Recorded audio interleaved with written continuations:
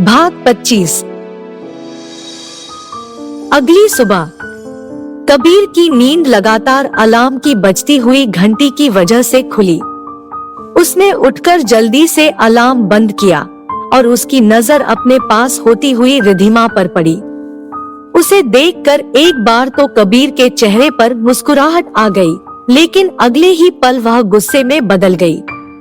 कबीर उसके करीब जाकर धीरे से बोला, मैं जानता हूँ मिसेस कपूर कि तुम कल रात क्या कहना चाहती थी, और मैंने जानबूझकर तुम्हें भी कुछ कहने नहीं दिया, क्योंकि मैं नहीं चाहता था कि अब तुम कुछ भी कहो। अब तुम्हारे और मेरे बीच तुम्हारे कुछ कहने या मेरे कुछ सुनने के लिए कुछ बाकी ही नहीं रहा है। मैंने पहले भी तुम्हें बहुत से ऐसे मौके दिए जब तुम मुझे तुम्हारा सच बता सकती थी, लेकिन अब मैं तुम्हें सुनना ही नहीं चाहता। अब मैं तुमसे कहूँगा और तुम सिर्फ सुनोगी। अब तक वह होता आया है जो तुम चाहती थी, लेकिन अब वो होगा जो मैं चाहता हूँ। मुझे अब तैयार होना है, क्योंकि आज का दिन मेरे लिए नहीं बल्कि तुम्हारे लिए भी बहुत इम्पोर्टेंट होने वाला है। आज के दिन ही हम दोनों के आगे आने वाली जिंदगी का फैसला होना है। यह कहकर उसने रिद्धिमा के दोनों गालों पर किस की और अपने कपड़े लेकर बाथरूम की तरफ बढ़ गया। जब थोड़ी देर बाद वो तैयार होकर बाहर आया तो बेड पर बैठी और अपनी सोच में डूबी रिद्धिमा को देखा और उसके करीब चला गया। रिद्धिमा के पास जाकर कबीर ने उसके माथे को चूमा और उसे गुड मॉर्निंग विश किया।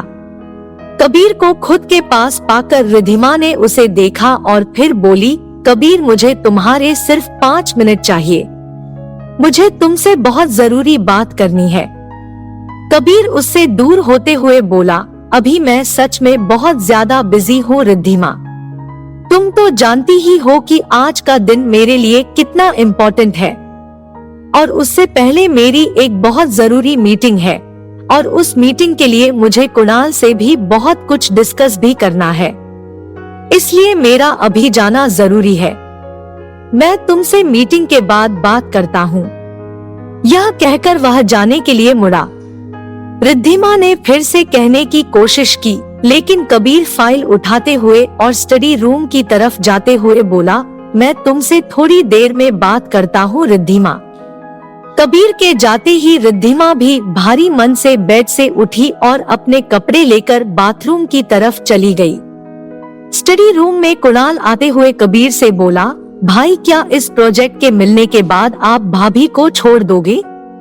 कबीर उसे घूरते हुए बोला, यहाँ पर मैंने तुम्हें फाइल के बारे में डिस्कस करने के लिए बुलाया है, ना कि मेरी पर्सनल लाइफ में।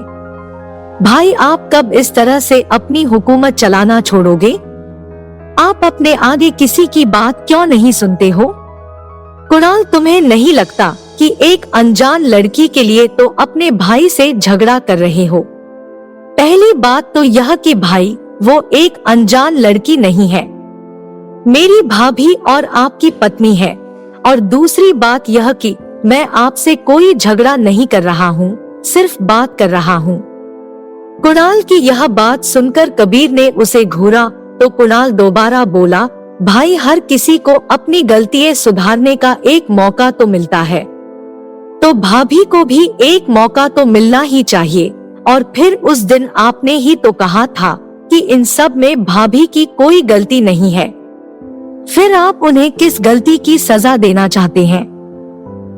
मैंने तुम्हें उस दिन ऐसा इसलिए कहा था क्योंकि मैं नहीं चाहता था कि वह जितने दिन इस घर में रहे तुम उसकी बेइज्जती करो।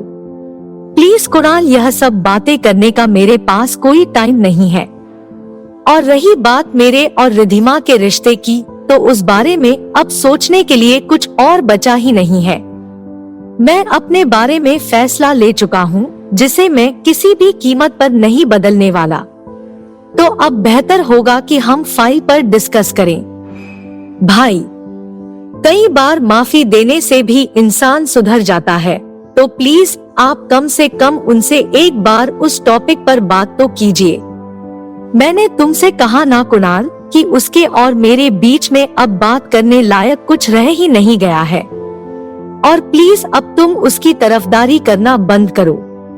मुझे ऐसा क्यों लग रहा है कि मैंने तो उसे अपनी बात कहने का मौका नहीं दिया, लेकिन उसने तुमसे अपनी बात कह दी है।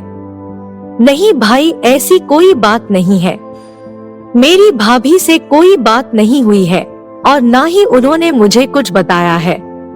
फिर वह दोनों चुपचाप फाइल पर डिस्कस करने लगते हैं।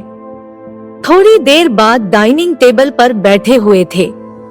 भाई, आज हम मिस्टर खन्ना और बाकी सबको हरा देंगे और यह प्रोजेक्ट हमें ही मिलकर रहेगा।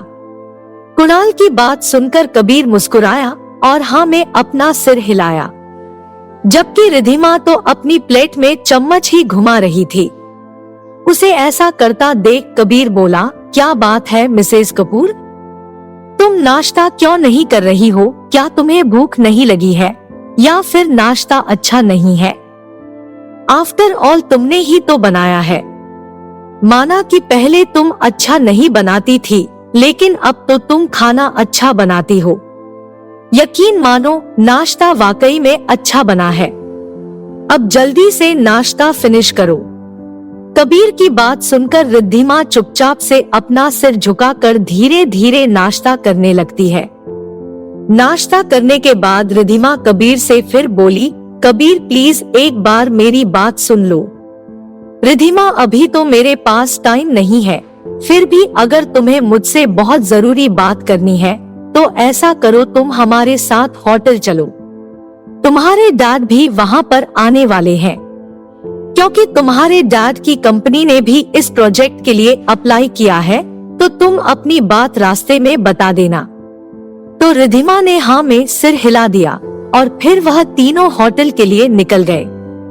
गाड़ी में बैठने के बाद रिद्धिमा ने कई बार कबीर से बात करने की कोशिश की, लेकिन बार बार या तो उसका फोन बजे जा रहा था या वह कुणाल के साथ कुछ डिस्कस कर रहा था।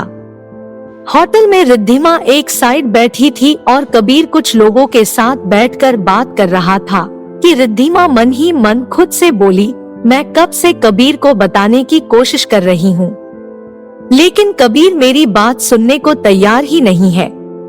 सिर्फ 10 मिनट बचे हैं, मीटिंग स्टार्ट। कबीर को पता चलेगा कि उसकी फाइल मैंने बदल दी है और उसके पास गलत फाइल है, तो कबीर की कितनी बदनामी होगी। इससे तो अच्छा है कि वह इस मीटिंग में पार्टिसिपेट ही ना करे और अपना नाम वापस ले ले, लेकिन इसके लिए मुझे उससे सब कुछ बताना ही होगा। यह सोचकर वह सबके पास गई और सबको एक्सक्यूज मी बोलकर कबीर का हाथ पकड़कर उसे खींचकर एक कोने में ले गई। कबीर कुछ कहता उससे पहले ही रिद्धिमा गुस्से से उस पर चिल्लाते हुए बोली, मैं कब से कोशिश कर रही हूँ तुम्हें कुछ बताने की, लेकिन तुम हो कि कुछ सुनना ही नहीं चाहते हो।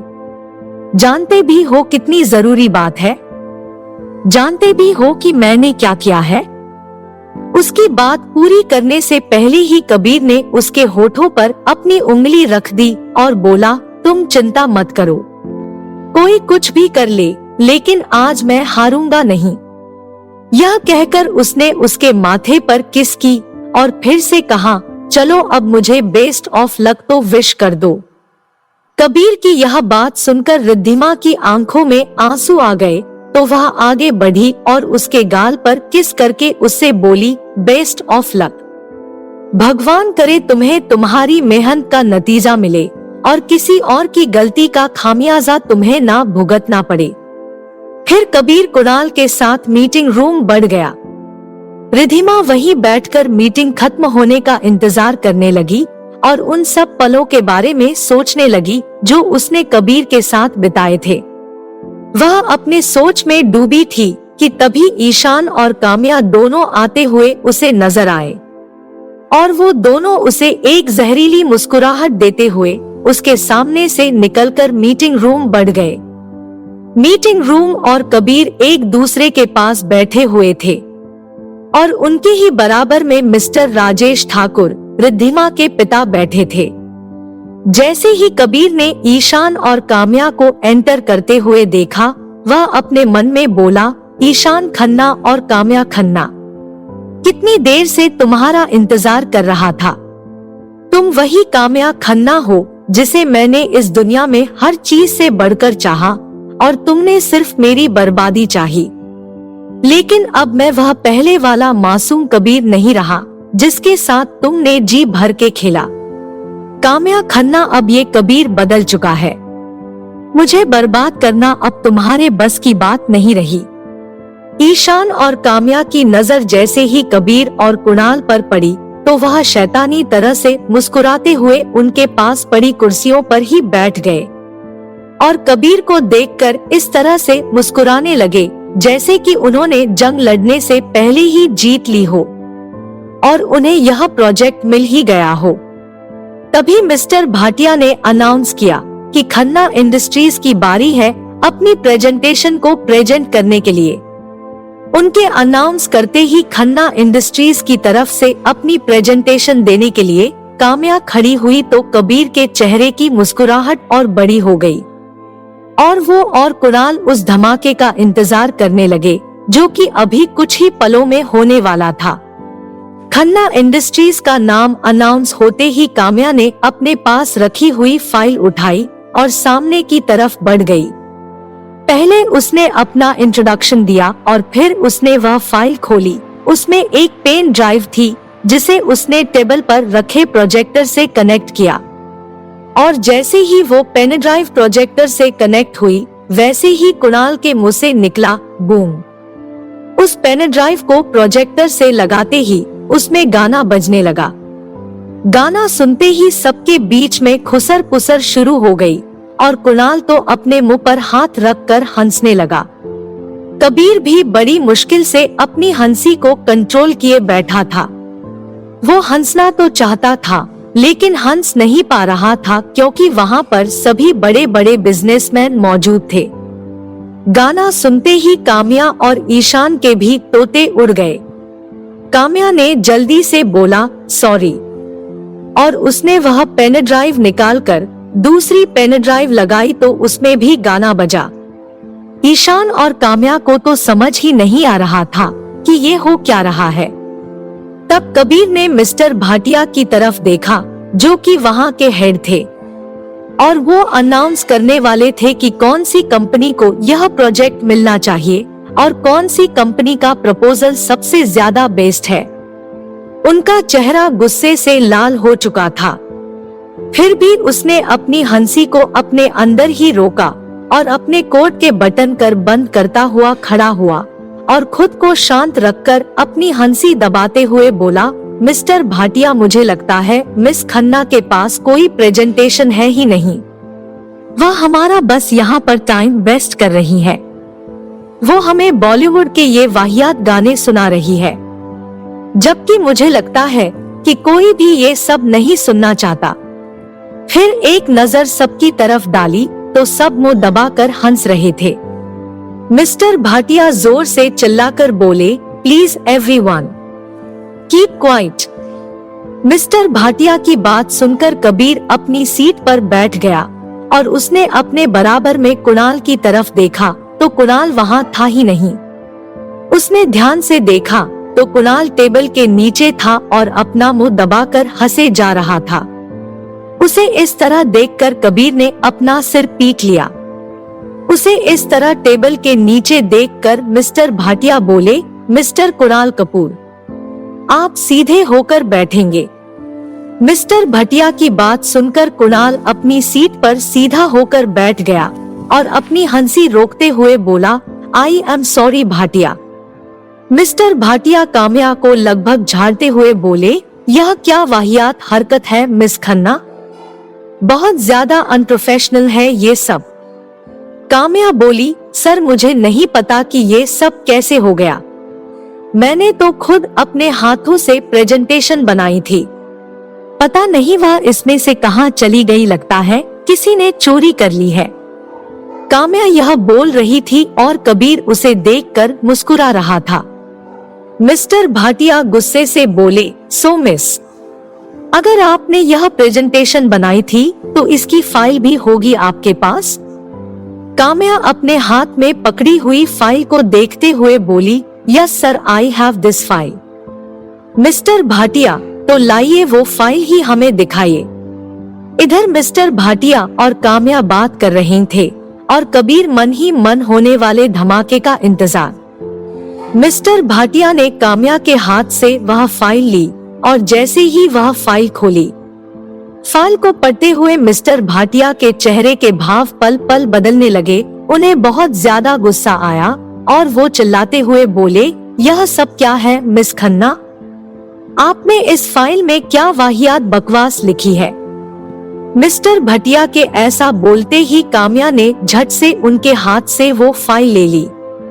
कबीर मुस्कुराते हुए बोला, मिस खन्ना, यहाँ पर बैठे सभी लोग जानना चाहते हैं कि आखिर आपने इतनी मेहनत से कौन सी प्रेजेंटेशन बनाई है। क्या आप खुद हमें पढ़कर सुनाएंगी कि आखिर आपने इस फाइल में क्या लिखा है? काम्या बोली, मैं किसी भी कीमत पर ये प्रोजेक्ट चाहती हूँ मिस्टर भाटिया, आप चाहे तो मेरे साथ एक रात। इतना बोलकर काम्या चुप हो गई और गुस्से से कबीर को घूरने लगी और वहाँ बैठे बाकी सब लोग काम्या को देखकर बुरा भला बोलने लगे।